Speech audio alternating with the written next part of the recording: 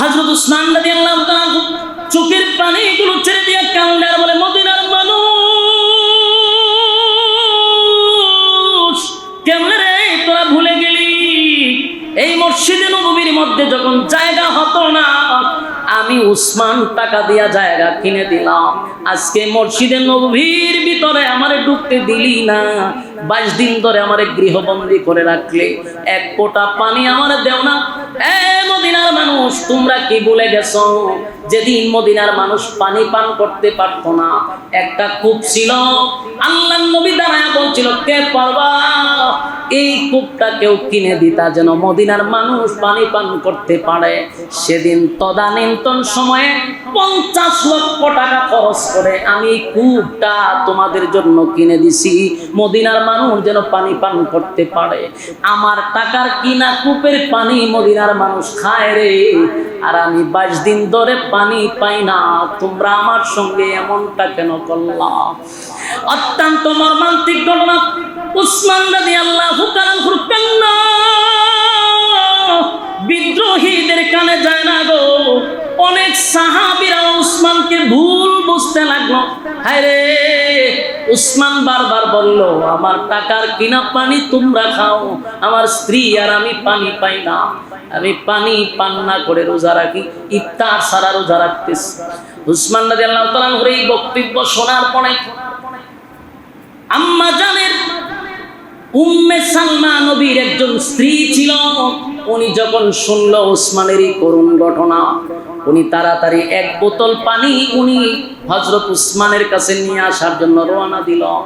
কিন্তু তাকায়া দেখেন, আম্মা জান উম্মে সালমা যখন উসমানের কাছে পানি নিয়ে আসবে, তখন রাস্তার মধ্যে ওই বিদ্রোহীদের দলেরা আম্মা জানকে আটকায়া দিছে। মহিলাদেরকে দিয়ে আম্মা জানকে চেক করেছে। চেক করে দেখে পানির বোতল। কত বড় পাষণ্ড এই মুনাফিকের বাচ্চাগুলি! সেদিন আম্মা জানকেও এক ফোঁটা পানি উসমানের কাছে নিতে দেয় নাই, পানি নিতে দেয় না। হযরত উসমান রাদিয়াল্লাহু তাআলা চিঠি লিখলেন হযরত আলী রাদিয়াল্লাহু তাআলার কাছে, আলী রে, গোটা মদিনার মানুষ আমার এক ফোঁটা পানি পান করতে দেয় না। হযরত আলী চিঠি পাওয়ার পরে পাগল হইয়া উসমানের কাছে চিঠি লিখলেন আর বললেন, উসমান আপনি শুধু অর্ডার দেন।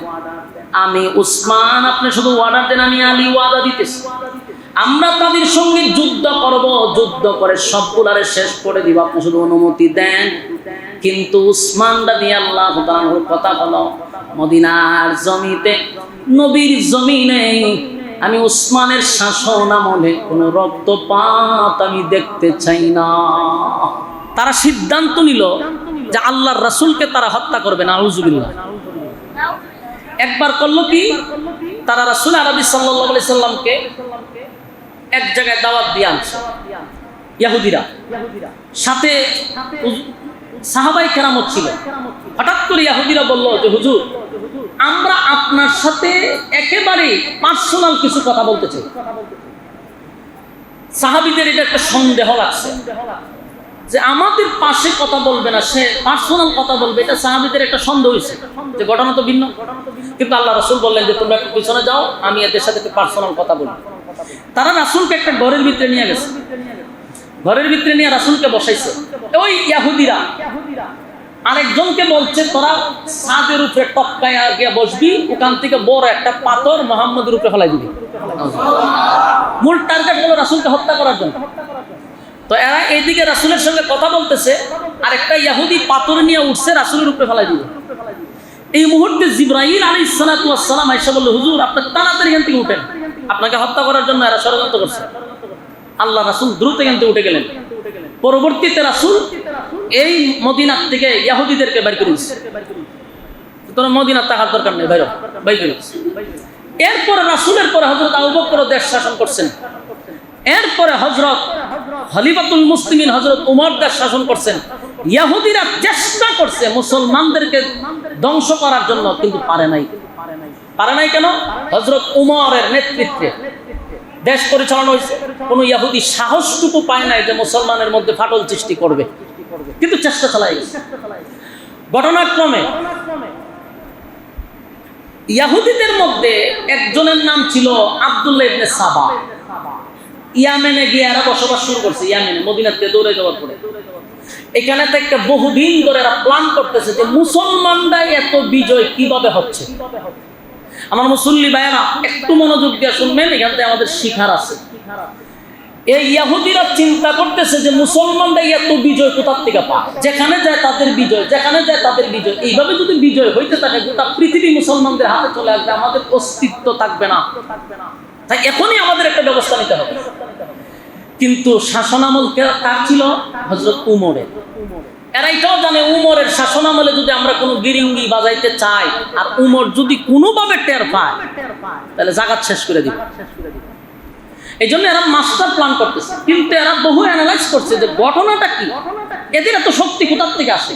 এরা 1000-এর সাথে 313 জন বিজয় হয়, 60 জনের সাথে 60,000 পারে না। এদের ঘটনাটা কি? এরা বহু বছর গবেষণা করে দেখলো যে এদের মূল শক্তির উৎস হইল মুসলমানদের মধ্যে আছে একতা। আমি কি আপনারা সোনার একটা ভাষায় বলতেছি না, নোহালি ভাষা কিতা বুঝুন, কথাতে বুঝি বুঝছেন না আপনারা? মুসলমানদের কিতা আছে, একতা আছে, মানে ঐক্য আছে।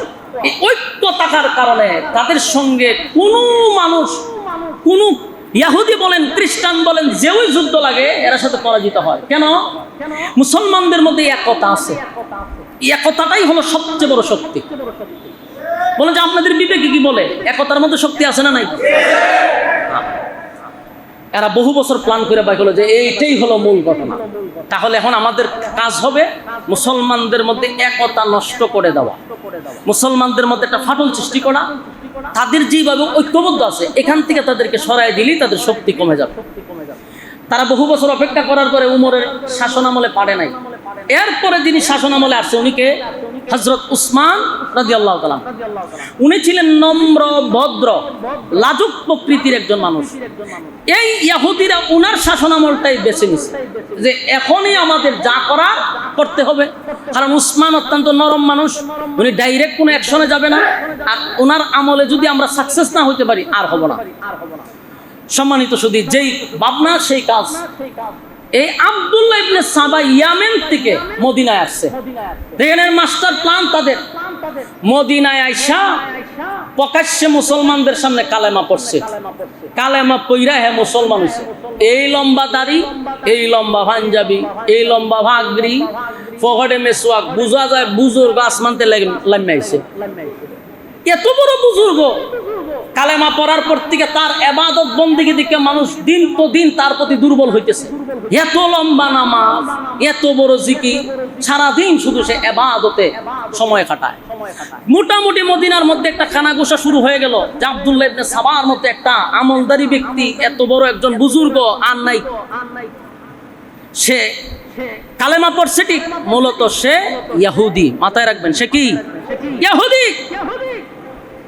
সে কালেমা পড়ছে তার ভিন্ন একটা উদ্দেশ্যে। ইবাদত বন্দেগী এমন ভাবে বাড়াইছে মানুষ দেখলেই তার কাছে বক্ত হয়ে যায় যে সর্বনাশ, উনি বহুত বড় বুজুর্গ। এটাই সে কাজে লাগাইলো। কিছুদিন থাকার পরে যখন মানুষের কাছ থেকে একটা জনপ্রিয়তা পাইছে, সবার মুখে মুখে যখন তার কথা ছড়িয়ে গেছে, সে করলো কি? হযরত উসমান রাদিয়াল্লাহু তাআলার কাছে গেছে। এর ভিতরে উসমান রাদিয়াল্লাহু তাআলার কানে গেছে যে সে একজন ভালো একজন মুসলমান এবং তার ইবাদত বন্দেগী সবার মুখে মুখে উসমানও অলরেডি জানছে।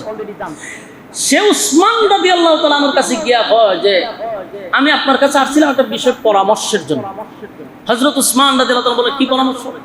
যে রাষ্ট্রীয় কোনো কাজে আমাকে লাগানো যায় কিনা। বুঝতেছেন বিষয়? ওইখান পর্যন্ত সে অলরেডি চলে গেছে যে রাষ্ট্রীয় কোনো কাজে আমাকে লাগানো যায় কিনা। হযরত উসমান রাদিয়াল্লাহু তাআলা তো সাধারণ কোনো সাহাবী না, বিচক্ষণ সাহাবী। উনি কতক্ষণ তার চেহারার দিকে তাকায়া বলল, না, তোমার যোগ্য মনে হয় না, তোমার রাষ্ট্রীয় কোনো কাজে লাগানো যাবে না। মানে কথাটা বলার পরে তার মাইন্ডে লাগছে, তার মনে অনেক কষ্ট পাইছে যে এতগুলো মানুষের সামনে আমার অযোগ্য বলল।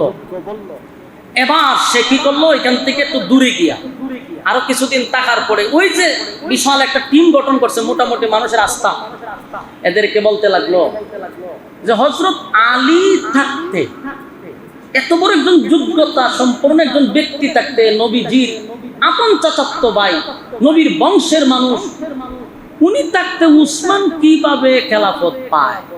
সিস্টেমটা বুঝছেন? সিস্টেম একটা মাইট দিচ্ছে। আর এই কথাটা কিছু সাধারণ মুসলমানরাও এটা আস্তে আস্তে খাওয়া শুরু করছে। দুর্বল দুর্বল মানুষের কাছে কি একটা মেসেজ দেয়। যেমন আমি একটা এক্সাম্পল দিই, আপনার মাদ্রাসায় একজন প্রিন্সিপাল আছে, উনি ভালো মানুষ। এখন উনারে বিদায় করার জন্য তো ডাইরেক্ট কোনো অ্যাকশন নাই। তখন ওই কিছু কিছু মানুষের কাছে ওই আমাদের মতো কিছু লেবাসদারি মৌলবীরা, দেখতে মৌলবী, বড় দাড়ি পাগড়ি, কিন্তু খাসত দিল মুনাফিকের, হ্যাঁ গিয়া হইব আমাদের সোনারগাঁড়ের এত বড় হুজুর থাকতে, হ্যাঁ বেটা কেমনে আমরা সোনারগাঁড়ের মোহতামিমগিরি করতে পারে? কিভাবে ভাইল চাকরিটা? আস্তে আস্তে মানুষের ভিতরে বিষ ঢুকায় দেয়, আর এটা একসময় মানুষ খাইতে পারে। এরপরে কিন্তু একটা দুর্ঘটনা ঘটে। এই আব্দুল্লাহ ইবনে সাবাই ঘটনাটা করছে। পরবর্তীতে সে করলো কি? হযরত আলীর কাছে গেছে। আলী রাদিয়াল্লাহু তাআলা আনহু একজন বিচক্ষণ সাহাবী, সাধারণ সাহাবী না। ওনার কাছে গিয়া এইভাবে আস্তে করে ছাড়ছে যে আপনার মতো একজন সাহাবী থাকতে, নবীর বংশের লোক থাকতে, যোগ্যতা সম্পন্ন ব্যক্তি থাকতে উসমান কিভাবে দেশের রাষ্ট্রনায়ক হয়? কথা বুঝতেছেন? হযরত আলী চেহারার ভাই ছায়া করে, তত লক্ষণ বালা না, তোর উদ্দেশ্য বালা না। নেক্সট টাইমে যদি তুই আমার সামনে এই সমস্ত কথা বলবি তাহলে কিন্তু তোর খবর আছে। সে বুঝতে পারছে যে আমার কথা এখানে খাইতো না। অনেক মানুষ দেখবেন ভালো উলামায়ে কেরাম যারা আছে, আসলে ইখলাসপূর্ণ মানুষ, যাদের ভিতরে অহংকার নাই, হিংসা নাই, তাদের কাছে কোনো বিষয় কথা হয়ে ছাড় পায় না। আর যাদের ভিতরে নাফাকি বড়া, এদের কাছে এই সমস্ত লোক গিয়া স্থান পায়। আর এরা একটা সমাজের মধ্যে এক সময় বিস্ফোরণ তৈরি করে। যেন সবার কাছে কিন্তু সবকিছু পারে না। হযরত আলী রাদিয়াল্লাহু তাআলা আনহু, আপনাদের কি মনে হয় একজন সাহাবী নবীর শুধু খালি চাচাতো ভাই? বিষয়টা এমন না। নবীর কলিজার টুকরা মেয়ে ফাতেমার স্বামী, ঠিক কিনা? হযরত হাসান রাদিয়াল্লাহু তাআলা, হুসাইন রাদিয়াল্লাহু তাআলা আনহুর বাবা এমন একজন সাহাবীর কাছে আব্দুল্লাহ ইবনে সাবা গেছিল কিছু ওসমানের বিরুদ্ধে বলার জন্য। কিন্তু হযরত আলী বললেন, আমি যা বুঝতেছি তোমার লক্ষণ ভালো না, তুমি সমাজের মধ্যে একটা ফাটল সৃষ্টি করার চেষ্টা করতেছ। নেক্সট টাইমে যদি এমন কাহিনী করো তাহলে খবর আছে। এই আব্দুল্লাহ ইবনে সাবা উসমান রাদিয়াল্লাহু তাআলা আনহুকে মানুষের কাছে কালার করার জন্য তার চেষ্টা চালায়া যাওয়া শুরু করছে। অলরেডি মানুষ বুঝে ফেলছে যে লোক বেশি সুবিধার না। খবর চলে গেছে উসমানের কাছে যে হুজুর হে কিন্তু লোক ভালো না, অতি ভক্তি সুরের লক্ষণ। এর যে পরিমাণ ভক্তি দেখছিলাম, হুজুর এর লক্ষণ ভালো না। হযরত উসমান রাদিয়াল্লাহু তাআলা বললেন, আব্দুল্লাহ ইবনে সাবা, আমি তোমারে বললাম তুমি মদিনার থেকে বাইর হয়ে যাও, না হয় তোমার ব্যাপারে আমি ব্যবস্থা নিব। ইয়াদ রাখবেন, মদিনার থেকে তারে বাইর করে দিছে। মদিনার থেকে বাইর করে, মদিনার এরিয়ার ভিতরে যেন তোরা না দেখি, খেতনা বাজার জায়গা নাই, বাইর করে দিছে। হে করলো কি? মদিনার থেকে বাইরিয়া বসরায় গেছে। বসরায় গিয়ে আশ্রয় নিছে। এখানে যাওয়ার পরে কিছু লোক ছিল উসমানের বিরুদ্ধে। কিছু লোক থাকে না, সবার কাছে কি আপনি ভালো হইতে পারবে? ইমাম সাহেব মসজিদের কি সব মুসল্লির কাছে ভালো হইতে পারে? কথা কই না দি। ইমাম সাহেব সুদের ওয়াজ করলে সুদকুর জীবনে ইমাম সাহেবরে বলা হইব। সুদকুরের বাড়িতে ইমাম সাহেবরে দাওয়াত দিব যে আমার ভেড় লাত মারছে। বসরায় যাওয়ার পরে সেখানে গিয়ে উসমান রাদিয়াল্লাহু তাআলা আনহুর বিরুদ্ধে সে ষড়যন্ত্র করতেছে। সেখানের গভর্নরের কানে গিয়া পৌঁছে গেছে যে হুজুরের লক্ষণ ভালো না। বসরার মানুষের কাছে উসমানের বিরুদ্ধে বিভিন্ন ধরনের মন্তব্য করে। বসরার যিনি গভর্নর, উনি যখন বুঝতে পারছে যে হ্যাঁ ষড়যন্ত্র শুরু করছে, বসরার গভর্নর কইল তোরে যেন এই বসরার ভিতরে না দেখি, এর বসরার থেকে বাইর করে দিচ্ছে। ইয়াদ রাখবেন, কয়টা দেশ থেকে বাইর করছে?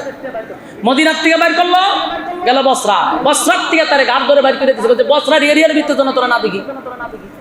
এখন সে গেছে কুফা। সে কোথায় গেছে? সেখানে গিয়ে আবার কিছুদিন ইবাদত বন্দেগী, প্রথম যে দেশে যায় গিয়া ইচ্ছা মতে আগে নামাজ রোজা করে, হাতে একটা তসবিলিয়া থাকবো, মানে মানুষের উপরে তার আস্থা আগে জন্মাইতে হবে না লোক বালা। সেখানে যাওয়ার পরে তার ইবাদত বন্দি, এদিকে মানুষ সর্বনাশ।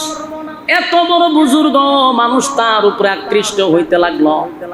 কিছুদিন পরেই আস্তে আস্তে তার যে মিশন, এটা হলো মানুষের কাছে, জনগণের কাছে উসমানের ব্যাপারে মানুষকে ভুল ধারণা দেওয়া। তাই মানুষের কাছে বলতে লাগলো, অনেক সাহাবীদের কাছেও বলতে লাগলো উসমান কেমন মানুষ। সাহাবীরা বলে উসমানের মতো ভালো তো হয় না, উনি অনেক ভালো মানুষ, দানশীল মানুষ, উনি প্রচুর মানুষকে দান করে। আব্দুল্লাহ ইবনে সাবা কয়, সে কি দান করে? তার নিজের পকেটের টাকা। সে তো রাষ্ট্রীয় টাকা মানুষের কাছে দেয়, স্বজন প্রীতি দেখায়। স্বজন প্রীতি দেখায় নাউজুবিল্লাহ। রাষ্ট্রের টাকা মানুষকে দান করে স্বজন প্রীতি দেখায় উসমানে। উসমান কি নিজের ঘর দিয়ে খরচ করেনি? চিন্তা করেন কত বড় খারাপ। এই কথাটিও কিছু কিছু মানুষের মানতে, আস্তে আস্তে মানতে শুরু করছে। হইতে পারে নাউজুবিল্লাহ, মানুষের ভিতরে আস্তে আস্তে এগুলো ঢুকাইতেছে। উসমান এত বড় একজন সাহাবী, আলী থাকতে উসমান কিভাবে দেশের রাষ্ট্রনায়ক হয়?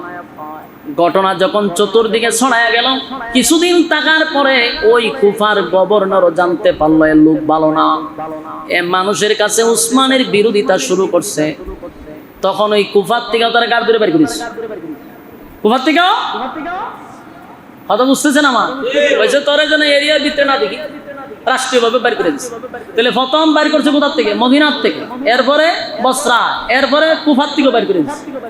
এখন হে গেছে শাম দেশে। কোথায় গেছে? শাম দেশে গেছে। শাম দেশের যিনি গভর্নর ছিল উনি হলেন হযরত মুআবিয়া রাদিয়াল্লাহু তাআলা আনহু। দেশ যিনি যতজন সাহাবী চালাইছেন এর মধ্যে সবচেয়ে বিচক্ষণ যিনি ছিলেন, মানে দেশ চালানোর মতো যোগ্যতার মধ্যে একজন ছিলেন হযরত মুআবিয়া রাদিয়াল্লাহু তাআলা আনহু। বিচক্ষণ একজন শাসক ছিলেন।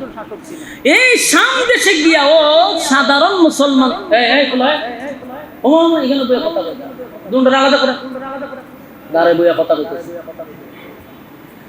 এই শাম দেশে গিয়া ও এই ইহুদি আব্দুল্লাহ ইবনে সাবা প্রথমে ইবাদত বন্দি করে মানুষকে বুঝাইছে আমি বড় বুজুর্গ।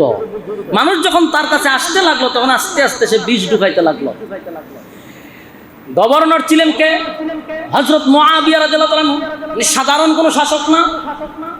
উনার কাছে যখন পৌঁছে গেছে যে আব্দুল্লাহ ইবনে সাবা মুসলমানদের মধ্যে ফাটল সৃষ্টি করতেছে, মুআবিয়া রাদিয়াল্লাহু তাআলা এই কথাটা শুনছে, কোনো ব্যবস্থা নিছে না। তখন ভাবছে একজনে কইছে, দুইজনে কইছে, আরো শুনি।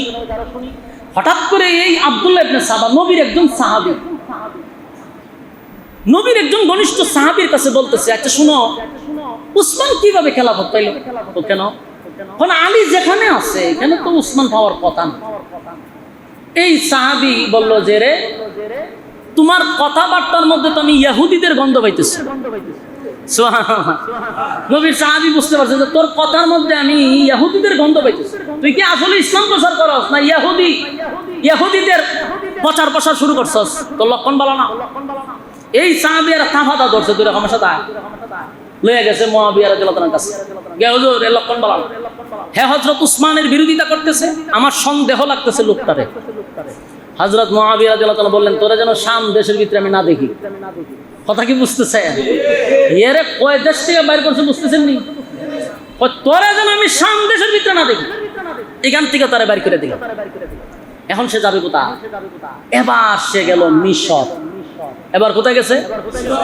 মিশরে কিন্তু একটা অংশ ছিল হযরত উসমানের বিরুদ্ধে। এখন মিশরে গিয়া তার মিশন সাকসেস হয়েছে। কথা বুঝতেছেন? সে ইয়ামেন থেকে যে মিশন নিয়ে এলাম ছিল, এটা বাস্তবায়ন হয়েছে গিয়া তার মিশরে। মিশরে গিয়ে আগের থেকে কিছু লোক উসমানের বিরুদ্ধে আছে। এখানে গিয়া শুরু করলো উসমান রাদিয়াল্লাহু তাআলার বিরুদ্ধে। মানুষ তো তার এই লেবাস দেখা আর তার ইবাদত বন্দি দেখা হয়ে মনে কোন বুজুর্গ যদি কয় উসমানের বিরুদ্ধে, তা আমরা তো ঠিকই ধারণা করছি। শুরু হইল, কিন্তু বিষয়টা মনোযোগ দিয়ে শুনেন। লম্বা একটা সময় আব্দুল্লাহ ইবনে সাবা কিন্তু কাটাইছে মিশরে। লম্বা একটা সময় কাটানোর পরে তার মিশন বাস্তবায়ন হয়ে গেল। তার বিশাল একটা টিম হয়ে গেছে। এখন কিন্তু সে একা না। এখন আর একা না। বহু মানুষ তার মুরিদান হয়ে গেছে, এর ভিতরে বহু মানুষ তার দলে নিয়ে আসছে।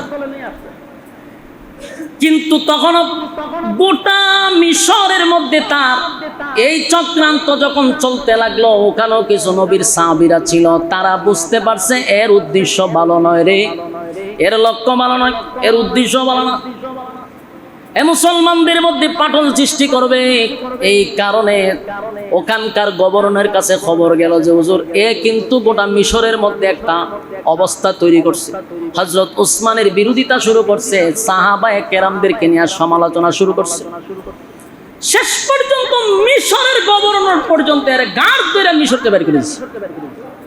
এখন বলেন, প্রথম ইয়ামেন থেকে গেছে কোথায়? মদিনায়। মদিনার থেকে তারে বিদায় করে দিল, গেল কোথায়? বসরা। বসরার থেকে ঘাট ধাক্কা দিয়ে বিদায় করলো, গেল কোথায়? কুফা। কুফার থেকে বিদায় করার পরে গেল কোথায়? শাম দেশে। শাম দেশ থেকে বিদায় করার পরে গেছে মিশরে।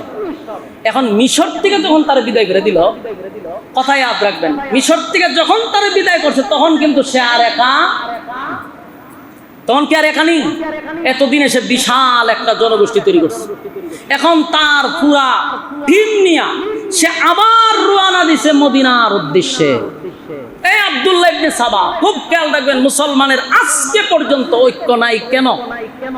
এর পিছনে কারা ছিল ইতিহাস আমাদের একটু জানা দরকার। এবার সে তার টিম নিয়ে আবার মদিনায় রওনা দিছে। মদিনায় যেমন গেছে, এখন তার একা না, এ আরো করছে কি, ওই যে বসরায় গেছিল, এখানে কিন্তু কিছু লোক তার তৈরি হয়েছে, এখান থেকে কিছু লোক নিছে, কুফার থেকে কিছু লোক নিছে, কারণ তার তো কিছু লোক হয়েছে, কুফার থেকে কিছু লোক লইছে, শাম থেকে কিছু লোক লইছে, এইভাবে নিয়া বিশাল টিম তৈরি করছে। গেল মদিনায়। মদিনায় তখন বিশাল লোক লইয়া ঢুকছে। মদিনার অলিতে গলিতে খবর হয়ে গেছে আব্দুল্লাহ ইবনে সাবা বিশাল একটা টিম নিয়ে এখন মদিনার ভিতরে ঢুকছে। সেখানে গিয়ে সে অবস্থান করলো। কিছুদিন যাওয়ার পরেই তার আসল যে উদ্দেশ্য সেটা সে বাস্তবায়ন করার জন্য সে পাগল হয়ে গেছে। এবার তার টিম নিয়ে বসছে, বৈশাখে শোনাও, প্রতি জুমার দিনে উসমান রাদিয়াল্লাহু তাআলা আনহু উনি জুমার নামাজে দাঁড়ায়া বক্তব্য দেয়, জাতির সামনে ভাষণ দেয়। জুমার নামাজে আমরা উপস্থিত থাকব। যেই মাত্র উসমান রাদিয়াল্লাহু তাআলা আনহু যখন উনি বক্তব্য দিবে মসজিদের মিম্বরে দাঁড়াইয়া, তখন আমরা মসজিদের চতুর্দিক থেকে সবাই লাফ দিয়া দাঁড়ায়া যাব, একটা গোলমাল তৈরি করবো আর বলবো আমরা আপনাকে ক্ষমতায় দেখতে চাই না। নাউজুবিল্লাহ। আমার কথা কি বুঝতেছেন? আমার যুবক ভাইরা, সুকৌশলে এই আব্দুল্লাহ ইবনে সাবা তার টিম নিয়ে চতুর্দিকে মসজিদের দিকে বসায় রাখছে, মসজিদে নববীর ভিতরে। হযরত উসমান রাদিয়াল্লাহু তাআলা আনহু যখন মসজিদে নববীর মধ্যে দাঁড়াইয়া উনি যখন বক্তব্য দিতে লাগলেন জাতির উদ্দেশ্যে, হঠাৎ করে তাকায়া দেখেন মসজিদের চতুর্দিক দিয়া মানুষগুলি দাঁড়ায়া বলতেছে আমরা আপনাকে দেখতে চাই না, আপনাকে আমরা ক্ষমতায় দেখতে চাই না। চিৎকার চেঁচামেচি শুরু করছে। উসমান রাদিয়াল্লাহু তাআলা খুব লাজুক প্রকৃতির মানুষ ছিল রে। উসমান রাদিয়াল্লাহু তাআলা একজন লাজুক মানুষ ছিল, উনি নরম তবিয়তের মানুষ ছিল। এই দৃশ্য দেখার পরে উনি আর ঠিক থাকতে পারলো না, উনি সাথে সাথে অজ্ঞান হয়ে পড়ে গেছে, বেহুশ হয়ে পড়ে গেছে। বেহুশ হয়ে পড়ে যাওয়ার পরে উনি যখন হুশ ফিরে আসলো, তাকায়া দেখে ওনার ঘরের ভিতরে উনি বসে শোয়া আছে, ঘরের ভিতরে ওই মসজিদে বাইর করে ওনার ঘরের ভিতরে শোয়া রাখছে। উনি হুশ ফিরার পরেই বললাম আমি কোথায় আছি, কোন জায়গায় আছি? বলে আপনার ঘরের ভিতরে আপনি শুয়ে আছেন। বলে আমি না মসজিদে ছিলাম। বলে মসজিদ থেকে আপনাকে এখানে আনা হয়েছে কেন? কেন আমাকে এখানে বসাইলো? আমার ঘরের ভিতরে আমারে কেন আনলো? বলে আপনি জানালার দিকে তাকায়া দেখেন, আপনার ঘরের জানালার দিকে একটু তাকান। ভাই আমরা কথা না বলি, সময় খুব কম, একটু মনোযোগ দিয়ে শোনেন।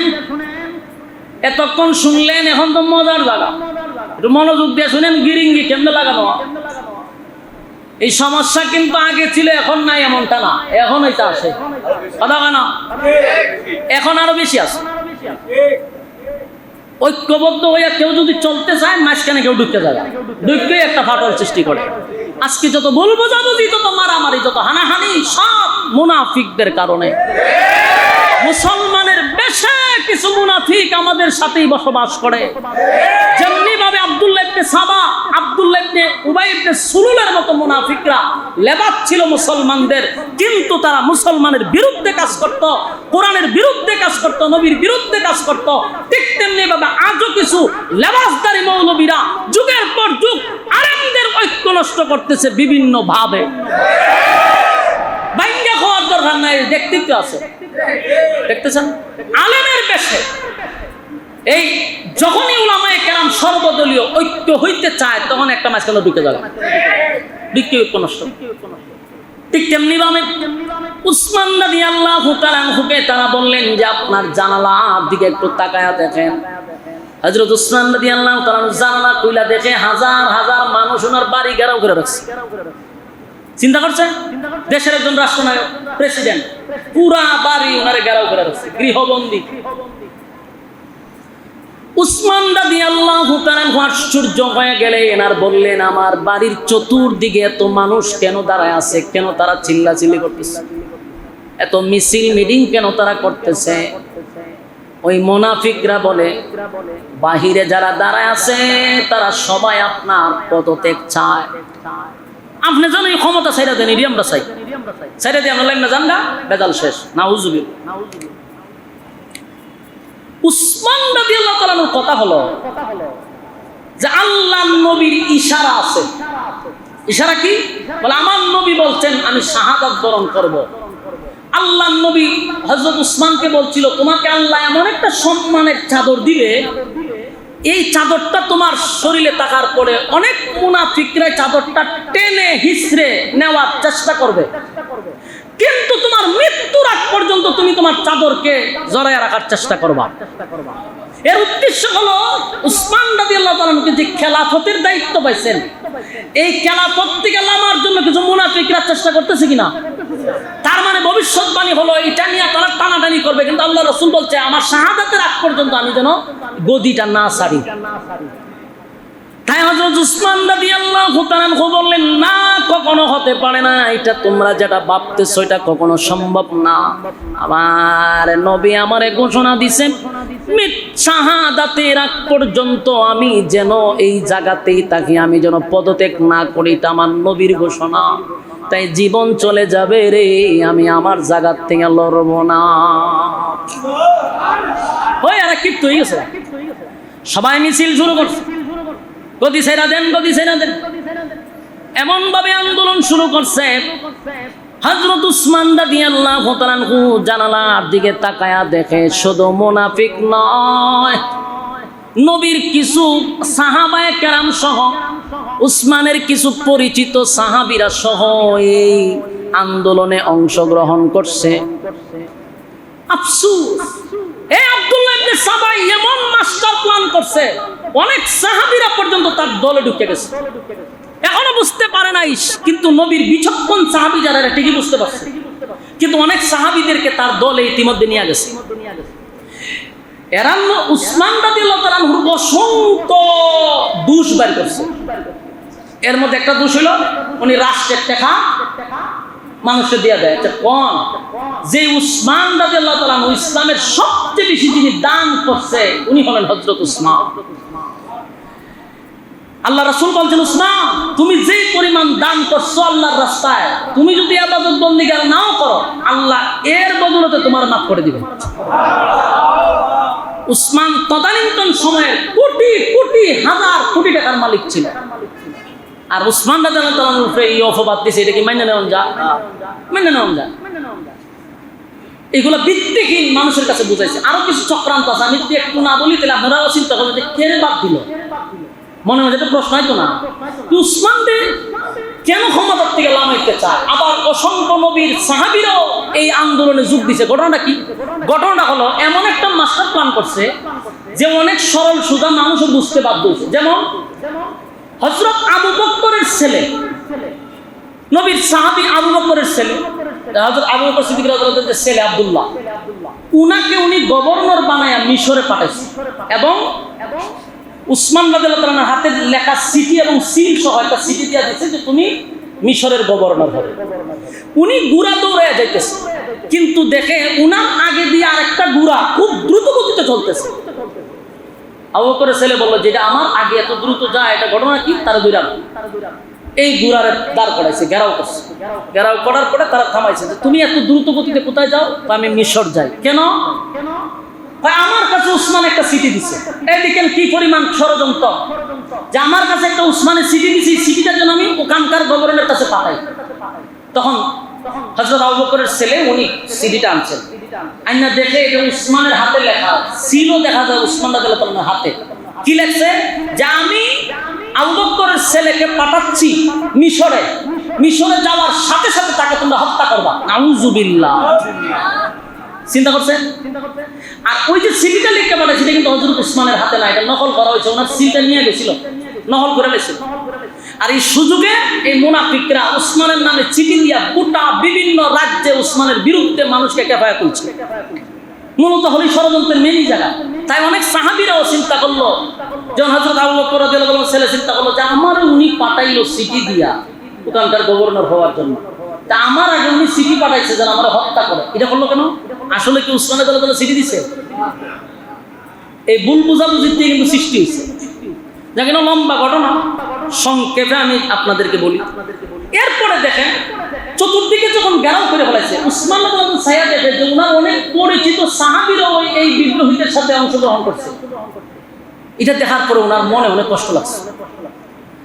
হযরত উসমান রাদিয়াল্লাহু তাআলা চোখের পানিগুলো ছেড়ে দিয়ে কান্না শুরু করে দিল, আর আফসোস করতে লাগলো, হায় আফসোস, হায় আফসোস, আমার নবীর অনেক সাহাবীরা কেমনে রে, আমি উসমান রে তারা ভুল বুঝলো। ভাইয়ারা আমার, ইতিহাসের পাতায় লেখা আছে, একদিন দুই দিন নয় গো, একদিন দুই দিন নয়, প্রায় 22 দিন, কোন জায়গায় 40 দিন হযরত উসমান রাদিয়াল্লাহু তাআলা কে গৃহবন্দী করে রাখছে। আমরা তো শুধু কারবালার ঘটনা শুনছি, কারবালার ঘটনা শুনছি। হযরত হুসাইন রাদিয়াল্লাহু তাআলা কে পানি দেয় না, এটা তো ছিল 3 দিনের ঘটনা। আর হযরত উসমানকে পানি দেয় নাই 22 দিন। 22 দিন সেই ঘটনা কেউ মানুষের সামনে উপস্থাপন করে না। এটা একমাত্র শিয়াদের একটা চক্রান্ত। এই শিয়াদের চক্রান্তের কারণে আজকে এই আলোচনাগুলি কোনো মৌলবি করতে চায় না।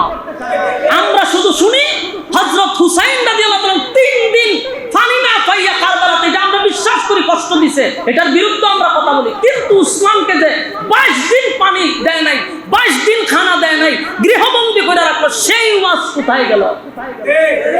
সেই ওয়াজ করে হযরত হুসাইন রাদিয়াল্লাহু তাআলা কারবালার প্রান্তরে শাহাদাত বরণ করছে। এটা আমাদের কলিজায় আঘাত লাগছে। তাই আমরা ইয়াজিদের বিরুদ্ধে ওয়াজ করি, আমরা তার তীব্র নিন্দা জানাই, ঠিক কিনা? কিন্তু হযরত উসমান রাদিয়াল্লাহু তাআলা কে 22 দিন ঘরের ভিতরে বন্দী করে ওনাকে পানি দেয় না। পানির পিপাসায় উসমান রাদিয়াল্লাহু তাআলা জানালার দিকে তাকায়া দেখে শত শত সাহাবীরা দাঁড়ায় আছে গো। উসমান রাদিয়াল্লাহু তাআলা চোখের পানিগুলো ছেড়ে দিয়া বলে, এ মদিনার মানুষেরা, এই মদিনার মানুষেরা, তোমরা কি সেই দিনের কথা ভুলে গেছো রে, যেই দিন মসজিদে নববীর জায়গা ছিল না? আমার নবী দাঁড়ায়া বলছিল, মসজিদের জায়গা নেয় না, মানুষ বসতে পারে না, মসজিদের জায়গার দরকার। কে রে একটু মসজিদের জায়গা তোমরা কিনে দিতে পারবা? আমি নবী ওয়াদা দিলাম, আল্লাহর তৈরি জান্নাত তার জন্য ওয়াজিব হয়ে যাবে। সেদিন হযরত উসমান রাদিয়াল্লাহু তাআলা বলেন, বলো না মদিনার মানুষ, তোমাদেরকে মসজিদে নববীর জায়গাটা আমি কিনে দিয়েছিলাম কিনা? আমার নবীর কথা অনুযায়ী জান্নাত আমার জন্য ওয়াজিব। আমি সেদিন মসজিদে নববীর জায়গা কিনে দিলাম। আজকে তোমরা মসজিদে নববীর মধ্যে আমাকে নামাজ পড়তে দাও না কেন? তোমরা এত কঠোর হয়ে গেলে। আমি উসমানকে কেন তোমরা মসজিদে নববীর ভিতরে ঢুকতে দাও না? অত্যন্ত হৃদয় বিদারক মর্মান্তিক ঘটনা, যেগুলা আমাদের সামনে তুলে ধরা হয় না। কারণ এইগুলা তুলে ধরলে আমরা বুঝতে পারবো মুসলমানদের ভিতরে ফাটল সৃষ্টি করার মাস্টার মাইন্ড আমরা জানি না ভালো। এই যেন আমরা না জানি, এই জন্য কারবালার মধ্যে নিয়ে আমরা রাখছে, আমরা কই রাখছে, কারবালার ভিতরে দেখো উসমান রাদিয়াল্লাহু তাআলা আনহুর ঘটনা, হযরত আলী রাদিয়াল্লাহু তাআলা আনহুকে কারা হত্যা করলো, উসমানকে কারা হত্যা করলো, এই রহস্য যদি আমরা জানতাম তাহলে বুঝতে পারতাম এর পিছনে কারা ইন্ধন দাতা। হযরত উসমান রাদিয়াল্লাহু তাআলা আনহু চোখের পানিগুলো ছেড়ে দিয়ে কান্দে আর বলে, মদিনার মানুষ কেমনে রে তোরা ভুলে গেলি, এই মসজিদে নববীর মধ্যে যখন জায়গা হতো না আমি উসমান টাকা দিয়া জায়গা কিনে দিলাম, আজকে মসজিদে নববীর ভিতরে আমারে ঢুকতে দিলি না, 22 দিন ধরে আমারে গৃহবন্দী করে রাখলে, এক ফোঁটা পানি আমারে দেও না। এ মদিনার মানুষ তোমরা কি ভুলে গেছো যেদিন মদিনার মানুষ পানি পান করতে পারতো না, একটা কূপ ছিল, আল্লাহর নবী দাঁড়ায় বলছিল কে পারবা এই কূপটা কেউ কিনে দিতা যেন মদিনার মানুষ পানি পান করতে পারে। সেদিন তদানীন্তন সময়ে 50 লক্ষ টাকা খরচ করে আমি কূপটা তোমাদের জন্য কিনে দিছি, মদিনার মানুষ যেন পানি পান করতে পারে। আমার টাকার কিনা কূপের পানি মদিনার মানুষ খায় রে, আর আমি 22 দিন ধরে পানি পাই না, তোমরা আমার সঙ্গে এমনটা কেন করলা? অত্যন্ত মর্মান্তিক ঘটনা। উসমান রাদিয়াল্লাহু তাআলা আনহুর কান্না বিদ্রোহীদের কানে যায় না গো। অনেক সাহাবীরা উসমানকে ভুল বুঝতে লাগলো। হায় রে, উসমান বারবার বলল আমার টাকার কিনা পানি তোমরা খাও, আমার স্ত্রী আর আমি পানি পাই না, আমি পানি পান না করে রোজা রাখি, ইফতার সারা রোজা রাখতেছি। উসমান রাদিয়াল্লাহু তাআলা আনহুর এই বক্তব্য শোনার পরে আম্মা জানের উম্মে সালমা নবীর একজন স্ত্রী ছিল, উনি যখন শুনল উসমানের এই করুণ ঘটনা, উনি তাড়াতাড়ি এক বোতল পানি উনি হযরত উসমানের কাছে নিয়ে আসার জন্য রওনা দিল। কিন্তু তাকায়া দেখেন আম্মা জান উম্মে সালমা যখন উসমানের কাছে পানি নিয়ে আসবে তখন রাস্তার মধ্যে ওই বিদ্রোহীদের দলেরা আম্মা জানকে আটকায়া দিছে। মহিলাদেরকে দিয়ে আম্মাদেরকে চেক করেছে, চেক করে দেখে পানির বোতল। কত বড় পাষণ্ড এই মুনাফিকের বাচ্চাগুলি! সেদিন আম্মা জানকেও এক ফোঁটা পানি উসমানের কাছে নিতে দেয় নাই, পানি নিতে দেয় না। হযরত উসমান রাদিয়াল্লাহু তাআলা চিঠি লিখলেন হযরত আলী রাদিয়াল্লাহু তাআলার কাছে, আলী রে, গোটা মদিনার মানুষ আমার এক ফোঁটা পানি পান করতে দেয় না। হযরত আলী চিঠি পাওয়ার পরে পাগল হইয়া উসমানের কাছে চিঠি লিখলেন আর বললেন, উসমান আপনি শুধু অর্ডার দেন, আমি উসমান আপনি শুধু অর্ডার দেন, আমি আলী ওয়াদা দিতেছি আমরা তাদের সঙ্গে যুদ্ধ করব, যুদ্ধ করে সবগুলারে শেষ করে দিব, আপনি শুধু অনুমতি দেন। কিন্তু উসমান রাদিয়াল্লাহু তাআলার কথা হলো মদিনার জমিতে, নবীর জমিনে আমি উসমানের শাসন আমলে কোনো রক্তপাত আমি দেখতে চাই না। এত নির্মম, ওনার উপরে এত নির্যাতন চালাইলো, কিন্তু উনি একটা কথাই বলল, আমি উসমান বেঁচে থাকতে মুসলমানদের মধ্যে মুসলমানদের রক্তপাত হোক এটা আমি চাই না। কারণ হযরত আলীকে উদ্দেশ্য করে বলল, আলী রে, এই বিদ্রোহীদের মধ্যে শুধু বিদ্রোহীরা না, এখানে নবীর অনেক সাহাবীরা ঢুকে গেছে, অনেক মুসলমানদেরকে ভুল বোঝানো হয়েছে, যুদ্ধ শুরু করলে মুসলমানের হাতে মুসলমান হত্যা হবে, তাই রক্ত আমি দেখতে চাই। হযরত আলীও চেষ্টা করলেন উসমানের কাছে যাওয়ার জন্য, কিন্তু বিদ্রোহীরা আলীকে আটকায়া দিল। হযরত আলী রাদিয়াল্লাহু তাআলা আনহুকে উসমানের কাছে যেতে দিল না। হযরত আলী তখন মাথার পাগড়িটা উসমানের কাছে পাঠায়া দিল যে আমি আসতে চাইছিলাম কিন্তু আমারে আসতে দেয় নাই রে। এই অবস্থা যখন চলতে লাগলো, অন্যদিকে হযরত আলী রাদিয়াল্লাহু তাআলা আনহু ওনার ছেলে, দুইজন যুবক ছেলে, একজন হাসান, হুসাইন রাদিয়াল্লাহু তাআলা আনহু, দুইজনকে পাঠায়া দিলেন, তোমরা উসমানের বাড়ির প্রথম গেটের সামনে দাঁড়ায়া থাকবা, কোন বিদ্রোহীরা যেন উসমানকে হত্যা না করতে পারে। কলিজার দুইটা ছেলেকে পাঠায়া দিল, তোমরা যেভাবেই হোক উসমানকে হেফাজত করবা। সুবহানাল্লাহ। তো সামনে তো দরজায় দাঁড়ায় আছে হযরত আলীর ছেলে, দুইজন যুবক দাঁড়ায় আছে, অসংখ্য যুবক সাহাবীরা উসমানের পক্ষে ছিল, তারা দাঁড়ায় আছে যেন উসমানের উপরে আক্রমণ না করতে পারে। কিন্তু এই ঘাতক মুনাফিকের বাচ্চাগুলি, ইহুদিদের বাচ্চাগুলির স্বভাব হলো পিছন দিকে মারা। এটা স্বভাব কি? কথা কয়। আপনারা দেখছেন না ফিলিস্তিনের অবস্থা, যখন মানুষ ঘুমায় তখন ইহুদিদের বাচ্চারা আমাদের নিষ্পাপ মা বোনদেরকে হত্যা করে। এটা তাদের অবস্থা। সম্মানিত শুধু সময়ও শেষ, আলোচনা কতক্ষণ নিয়ে যাব। আমি আপনাদের সামনে শেষ কথাটুকু বলি। সামনে দিয়া যখন উসমানকে পাহারা দিতেছিল, কিন্তু ওই আব্দুল্লাহ ইবনে সাবার গোষ্ঠীরা উসমান রাদিয়াল্লাহু তাআলা ওয়াল টপকাইয়া ভিতরে যখন ঢুকে গেল, উসমান রাদিয়াল্লাহু তাআলা একজন সাহাবীর সঙ্গে কথা বলতেছিল। এর মধ্যে মদিনার অনেক সাহাবী উসমানের কাছে গেছে, অনেক আনসার সাহাবীরা গেছে, হুজুর খালি অনুমতি দেন, আমরা আপনার পক্ষে যুদ্ধ করব।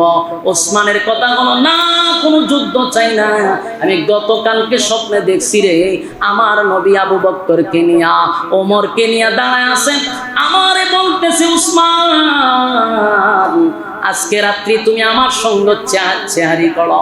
নবী স্বপ্নের মধ্যে ওনাকে পানি পান করাইলেন, উনি তৃপ্তি মিটাইয়া পানি পান করছেন। আর আল্লাহর হাবিব বললেন স্বপ্নের মাধ্যমে, তুমি এখন রোজা রাখবা, শীঘ্রই তুমি আমাদের সঙ্গে বসে ইফতারি করবা। সুবহানাল্লাহ।